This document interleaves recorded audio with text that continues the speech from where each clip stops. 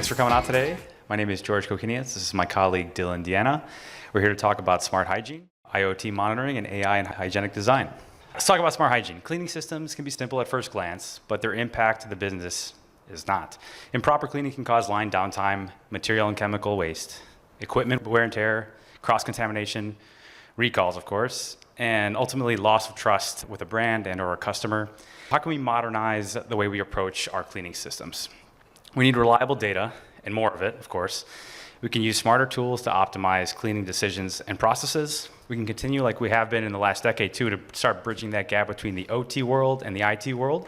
And that's not necessarily just a hygiene thing. It has been the case for the last decade or so where the OT and IT worlds have collided and more data is getting passed up into the IT world from the plant floor.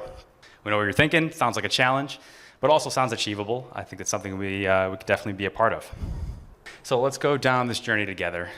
The journey will be a little long, not much longer than this presentation, of course. We'll go down some roads that don't look so safe. One might call them pitfalls. We'll drive around the bend. On the left, we'll have the wants. On the right, we'll have the needs. And we'll keep on going until we overcome all those challenges over the hill. Ultimately, we know our destination, a smarter approach to hygienic design. Mapping out the how is the hard part. This talk will focus mostly on the tools available right now to use to map out our journey. The how might take a little bit while to navigate through, but promise we'll get there. So stay with us, and we'll do our best to navigate. Before we get started, just to give us a little background on who we are and why we're talking about this and what experience and exposure we have to the world. My name is George. I'm operations manager out of our Chicago office here at Grantek. I've been in the manufacturing world for a little over a decade. About half that time I've spent at Grantek. My name is Dylan. I'm a systems engineer with the Chicago district here at Grantek. Spent about 9 years in the food and bev and pharmaceutical industry, and coming up on my 4th year here at Grantek. And so we primarily focus at Grantek on the food and beverage and pharmaceutical verticals. That's kind of where we spend most of our time. So a little intro, promise I'll try to keep it short. Grantek's been around for about 45 years, so maybe I could try to go through this in 45 seconds. We're a business solution provider and system integrator that's been helping our clients since 1980. It started out with 2 guys in a van out in Toronto and has kind of scaled through into North America and actually out in India. We're at our very core, we're a systems integrator with expertise, primarily with PLCs, HMIs, motors, these types of things. Greenfield and brownfield process control systems, SCADA solutions, multi-site customers or single-site plants. We do things like industrial networking, IT, OT, warehouse management systems, automated storage retrieval systems, interfacing with ERP systems like SAP. Ultimately, our foundation is the PLC and SCADA world. That's kind of where we start, our bread and butter. In addition, we've got, on the business side, we have a couple prepackaged solutions that we've compiled on over the years. We've got a smart packaging group that focuses on label verification and kind of compliance for food safety. We have a labeling and logistics department for defect detection, allergen control, printer control, SKU management across plants. So a number of different solutions there, as well as a whole smart safety team that focuses on risk assessments and risk remediation for safeguarding of equipment. We have a smart MES group that kind of focuses on manufacturing execution systems, taking things from paper over to the digital world where we are now. And of course, the solution support team that's available 24/7 to help when things go down or when things are up and you need support at the plant. So just to show that a little bit, where we're kind of strategically located, the main focus has been always our customers. So the reason we've kind of spread into these different areas across the US and Canada is just because that's kind of where our customers are, and they're the primary focus to the way that we've grown. A lot easier to build good relationships with our clients and stick around than it is to keep trying to expand and find new places to do work. So we like to hold on to our customers that we work with. Those are part of our core values. Grantek, we want to play that long game. We want to make sure we're not just putting in a solution, one and done, and we get out of there. We definitely want to build a relationship.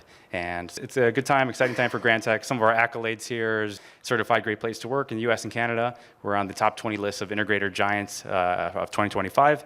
And we're part of the Control Systems Integrator Association, which just means we're following the process and standards, the ISO standards. So we are in compliance with the way that projects should execute in an engineering world.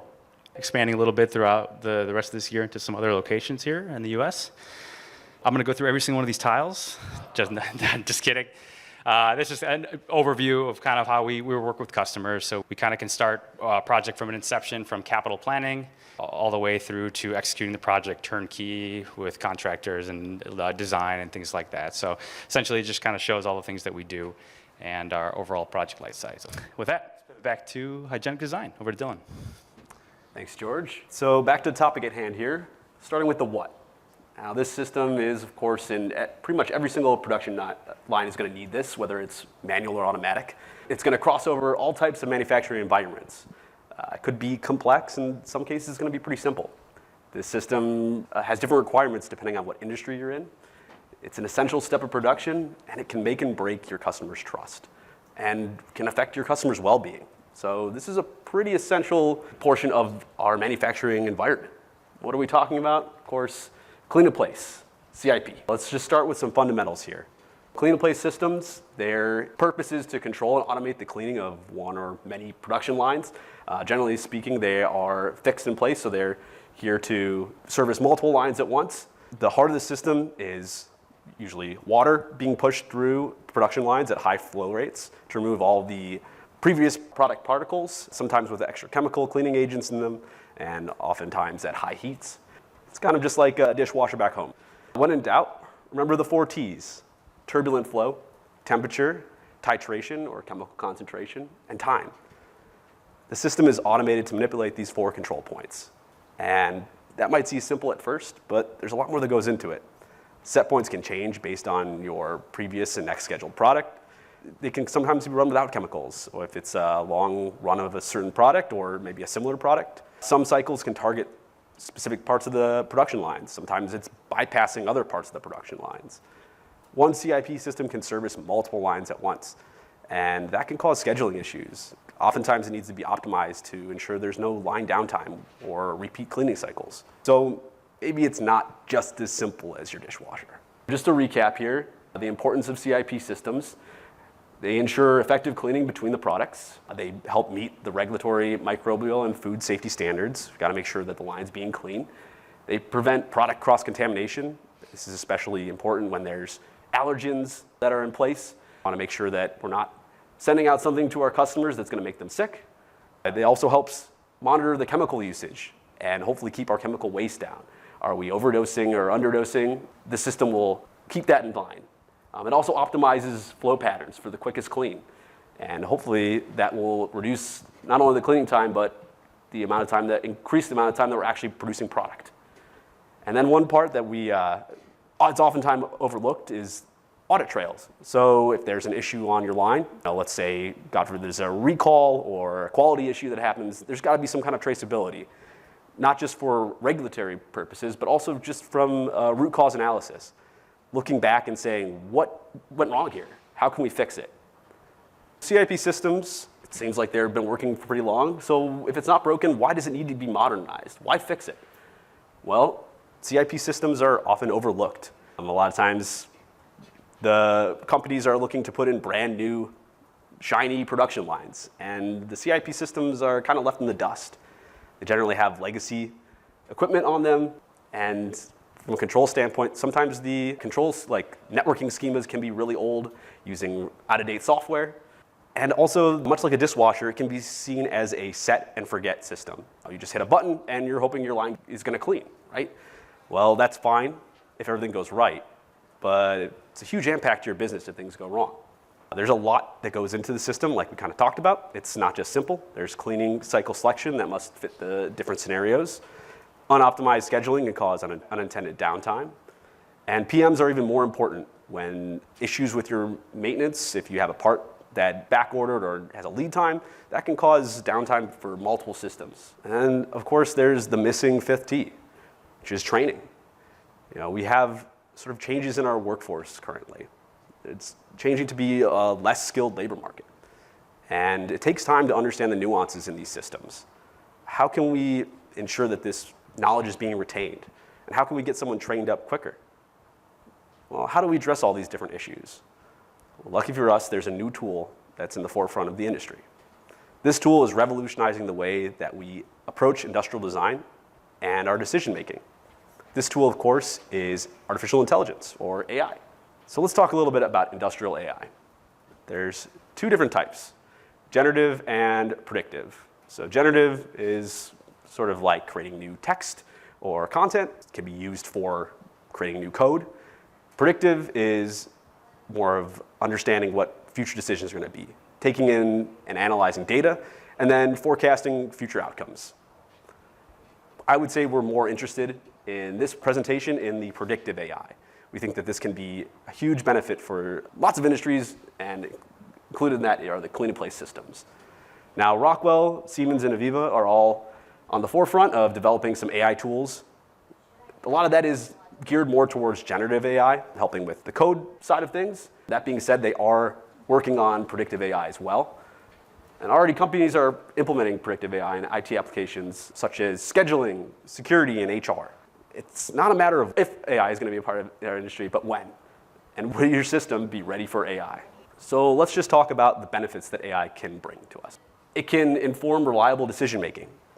It helps us to make sure that we're making the right decisions with our data. It can be useful enough to help close some of the skill gaps. It also puts it in a format that's easy to use and understand.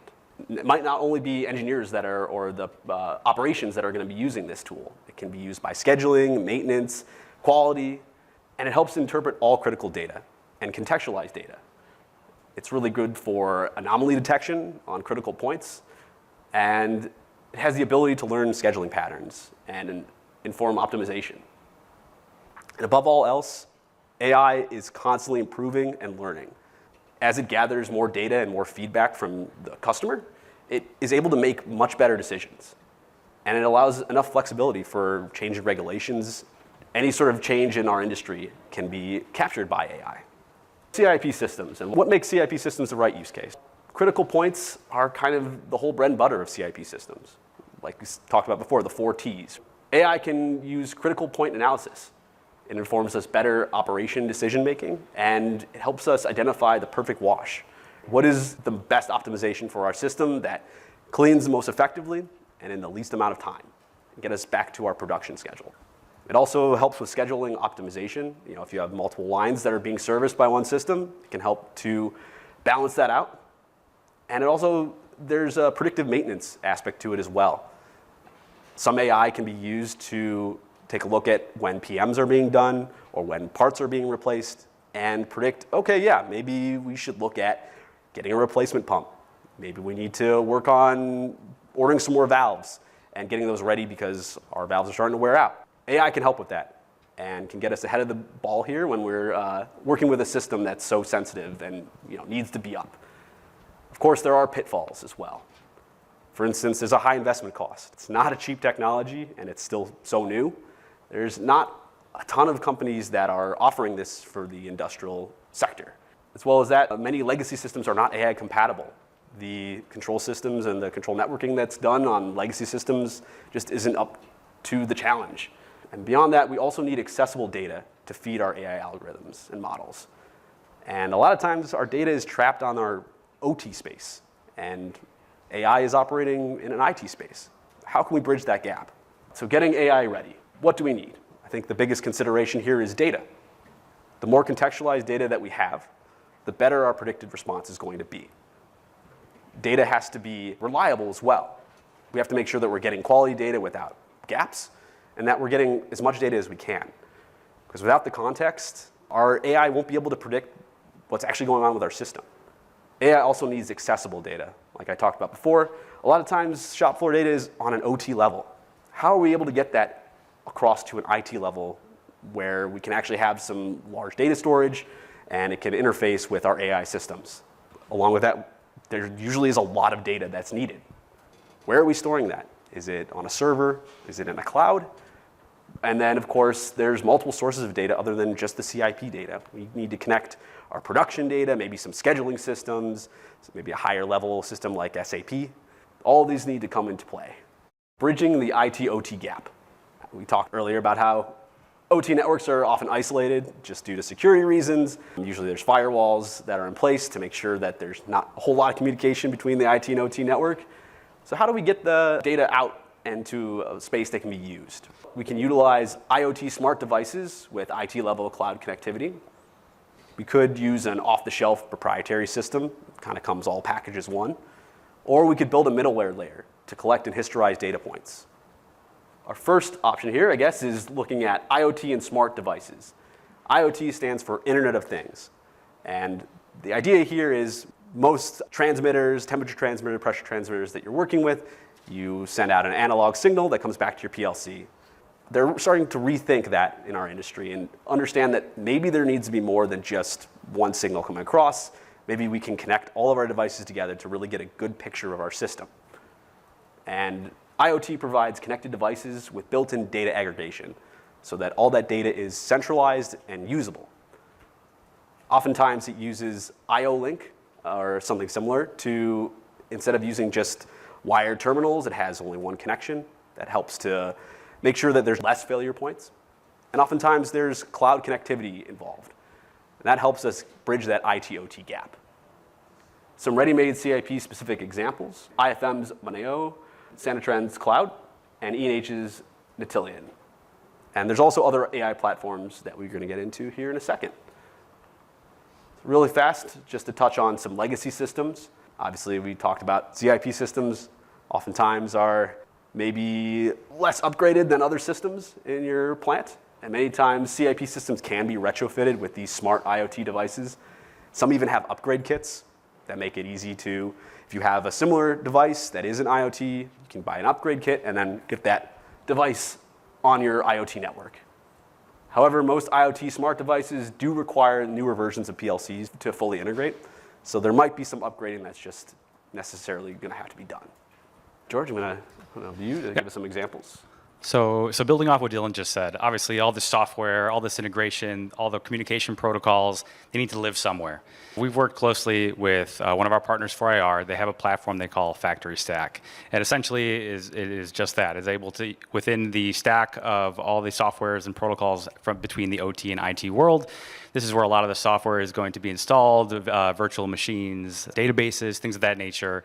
And it all kind of stems from the platform that they use, which is Inductive Automation's Ignition. So I don't know how familiar some of you are with Ignition, but just a quick background on what it is. Ignition, it's called SCADA platform, but it's more than that. It's also a medium for connecting to a bunch of devices too. It's kind of agnostic to the hardware that it's being used. So I mean, Rockwell devices, Siemens, Modbus, all sorts of protocols, MQTT, all these things can communicate via Ignition into a database or to a historian or wherever else you want to store it. So Factory Stack just kind of provides that as a cloud solution actually, so you can deploy that even if you don't have that type of technology or a server stack on-prem.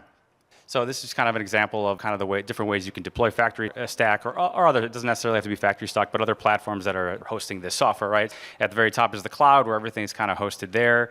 This is exactly for a plant that may not have that infrastructure in place to be able to put all the software packages on there, and it's kind of managed by 4IR for you. Then to the bottom left there is the kind of the hybrid approach, which is I would say out of all three is the least cost effective, and it's sometimes deployed because you have critical processes that you're also controlling. So you want some of those controls that are actually on premises versus over the cloud. When you're in the cloud, the good practice is you're not actually controlling anything through the cloud environment because there's going to be latency and things like that. So it's more for monitoring and for historical data that you're collecting. And then the bottom right there is fully on premises. That's exactly what it sounds like. There's no cloud integration in that, but that doesn't mean you can't get the data up into the OT or into the IT world. So you can still pump all that information from Ignition over to a SQL database, Postgres, OSI Pi, Historian. Even Ignition's got a built-in Historian. So whichever way you deploy it, you're still able to get all that data from the OT, from the plant floor into the IT world. So these are the examples that Dylan just mentioned of a few different platforms that exist right now that we know of. So there's the IFM Moneo. It's a no-code industrial Internet of Things platform designed to simplify the digitalization of manufacturing by connecting sensors, machines, and IT systems to real-time data monitoring and analysis. So it enables you to use IO-Link devices to visualize process data and implement predictive maintenance strategies using AI-driven tools like anomaly detection and lifetime estimation of parts and hardware, things that are about to fail. The next one is the Sanitrend Cloud. They're a platform that's kind of baked into the equipment that you buy. So you would purchase their equipment, and this software would already be embedded. It's cloud-based for both clean in-place and clean out-of-place systems. It offers live dashboards, email and text notifications, and it complies with all the industry standards like FSMA, HACCP, 21 CFR Part 11, and enhancing operational efficiency and regulatory adherence. So it also has things like data analysis, OEE, trending, event logging, preventive maintenance tracking. So similar to the last platform, but it just kind of comes with a piece of equipment. And then the third one here was the Endreshauser Natillion. So similar, also a cloud-based IoT ecosystem. Does the same thing, connects field devices through different multi-vendor environments, enabling that real-time data collection for industrial processes And it offers applications through their app that is mobile friendly, so you can open that up on your phone, web browser, iPad, that kind of thing, to look at any sort of trending and remote monitoring. And so here's just kind of like a splash page here of some of the big players in the IoT space, focusing on the OT and IT devices. So the big ones, we've worked with are Rockwell, Siemens, Schneider, Aviva. These guys we interface most of them on the control side. So that's our kind of our bread and butter. And some of the AI platforms, obviously Rockwell, Schneider, those same people, they're in the AI space, kind of like Dylan mentioned before, it's kind of generative, whereas more of like the predictive AI things fall under BrainCube and Seek.